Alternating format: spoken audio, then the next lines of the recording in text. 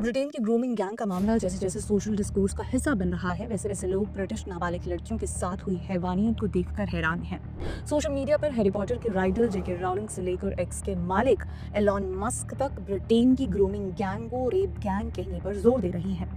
Social media पर उठे विरोध की आवाजों में एक बात निकलकर ये भी सामने आई है कि जब ब्रिटेन में 2.5 लाख से अधिक नाबालिग लड़कियों के बलात्कार और सामूहिक बलात्कार के मामलों में अपराधी पाकिस्तान मूल के हैं, तो उन्हें एशियाई मैन क्यों कहा जा रहा है। ऐसा लगता है कि इन बच्चियों को न्याय दिलाने से अधिक ब्रिटेन ये छुपाने में मेहनत कर रहा है कि उनकी रिफ्यूजी पॉलिसी कैसे उन्हें अंदर ही अंदर खोखला कर रही है, कि किसी को पता न चल जाए।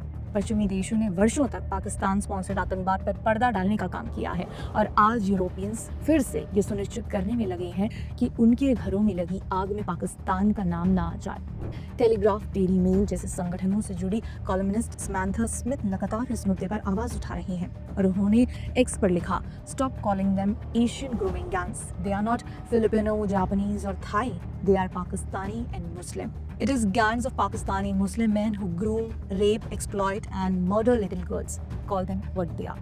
समंथा ही क्यों, स्वीडिश पत्रकार पीटर इमैनुअल सिंह ने लिखा, This is what happened in Britain. Young girls were raped again and again by grooming gangs.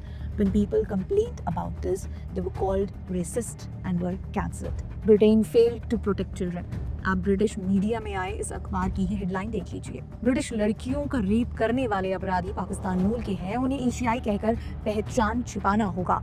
दूसरा, ये लड़कियां उनके साथ सोई नहीं बल्कि उनका रेप किया गया है। यह है ब्रिटिश मीडिया की हालत। तभी यूजर्स कुछ ऐसे मीम भी सोशल मीडिया पर शेयर कर रही हैं। सोना महाजन नाम की स्ट्रैटेजिक थिंकर ने भी ट्वीट किया, no, they are not Asian grooming gangs, they are Pakistani grooming gangs motivated by a twisted ideology that encourages the abuse of non-Muslim women and children. Call them what they truly are. J Stuart नाम के x user ने एक interview share किया है जिसमें माजिद नवाज कह रही है, Don't tell me that their Muslim identity has nothing to do with this. Media personality Yashwant Deshmukh ने भी एक्स पर लिखा कि किसी भी ग्रूमिंग गैंग में नेपाल के एक भी व्यक्ति का नाम नहीं आया है, न भूटान से, न श्रीलंका से, निश्चित रूप से भारत या बर्मा से भी नहीं। अरे बांग्लादेश, मालदीव या अफगानिस्तान से भी नहीं, तो फिर वे इसे दक्षिण एशियाई या एशियाई ग्रूमिंग गैंग का नाम क्यों देते हैं? अगर ये अपराधी पाकिस्तान से हैं तो ब्रिटिश लेखिका जेके राउलिंग, जिन्होंने हैरी पॉटर सीरीज लिखी है, उन्होंने भी ब्रिटेन में चल रही हैवानियत पर आवाज उठाई और एक्स पर लिखा, the details emerging about what the rape gangs, why call them grooming gangs? It's like calling those who stab people to death knife owners. मतलब कि ये बलात्कार गिरोह है, इन्हें ग्रूमिंग गिरोह क्यों कहा जा रहा है? सोशल मीडिया कुछ ऐसे ही सवालों से भरा हुआ है। तो अब आप ही बताइए कि नाबालिग लड़कियों के अपराधियों की पहचान करके उनको सजा देने के स्थान पर ब्रिटेन ये क्यों सुनिश्चित करने में लगा है कि उन्हें पाकिस्तानी ग्रूमिंग गैंग या रेप गैंग ना कहा जाए?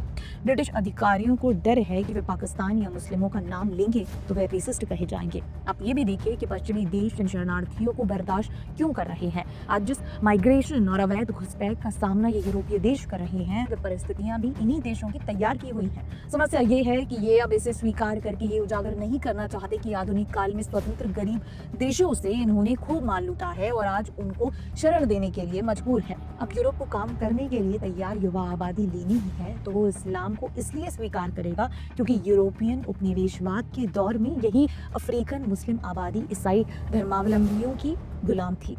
वे शरणार्थी बिना पहचान के नहीं आते हैं, वे आते हैं अपने कोर बिलीफ्स, फैमिली सिस्टम और रिलीजियस कंजर्वेटिज्म यानी कि धार्मिक कट्टरता के साथ आते हैं और यही उनकी पहचान पश्चिमी सभ्यता को प्रभावित कर रही है और इसका ताज़ा शिकार है ब्रिटेन की मासूम नाबालिग लड़कियां।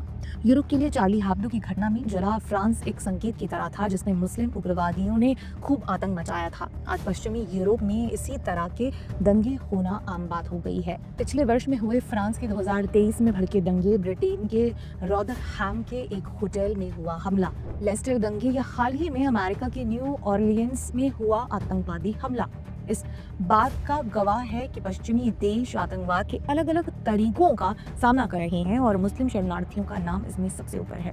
भारत जो इस खतरे को पहचान कर इसे शुरू से डायरेक्टली एड्रेस कर रहा है, उसे मुस्लिम विरोधी बताकर इन्हीं पश्चिमी देशों ने सालों तक क्रिटिसाइज किया है। आज भी अपने अंदर चल रहे पाकिस्तानी ग्रूमिंग गैंग को देखने की जगह पश्चिमी देश भारत के अल्पसंख्यकों पर रिपोर्ट जारी करने में लगे रहते हैं। भारत की पहचान छुपाने के लिए अमेरिका इंडिया को साउथ एशियन कंट्री कहकर संबोधित कर रहा है। ये क्या बात हुई कि पाकिस्तान से आतंकवाद हो तो उसे एशियन कहा जाए और भारत की पहचान बढ़े तो उसे साउथ एशियन। खैर, पश्चिमी देश को उनके दोगलेपन के साथ छोड़ देते हैं। फिलहाल ब्रिटेन को अपने देश की बेटियों को न्याय देने पर गंभीरता दिखानी चाहिए और पाकिस्तानी ग्रूमिंग गैंग को एशियन प्रॉब्लम बताकर इस पर पर्दा डालने का काम तुरंत ही बंद होना चाहिए। धन्यवाद।